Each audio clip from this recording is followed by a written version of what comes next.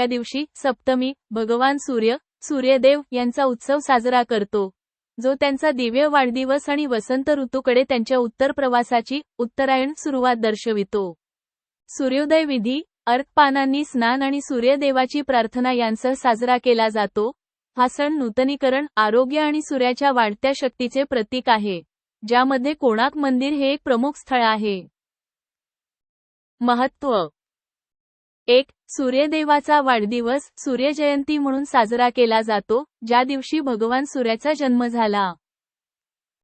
2. ऋतू बदल हिवाळ्यापासून वसंत ऋतूपर्यंतच्या संक्रमणाचे प्रतीक आहे, जे वाढ आणि कापणीच्या हंगामाच्या सुरुवातीचे प्रतीक आहे.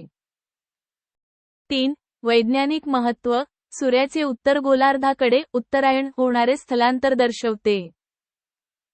आणि 4. आरोग्य आणि समृद्धी शारीरिक पोषण, चैतन्य आणि आजारांपासून मुक्ततेसाठी पूजा केली जाते. आरोग्य सप्तमी. विधी आणि परंपरा. 1. पवित्र स्नान पापे धुण्यासाठी पहाटे 7 अर्क कॅलोट्रोपिस पानांनी स्नान करणे. 2. रथपूजा मध्यभागी सूर्यदेवाचा एक चाकी रथ काढणे. 3. सूर्यनमस्कार कल्याणासाठी सूर्यनमस्कार करणे. 4. नैवेद्य गहूपासून बनवलेले अन्न अर्पण करणे आणि उपवास करणे.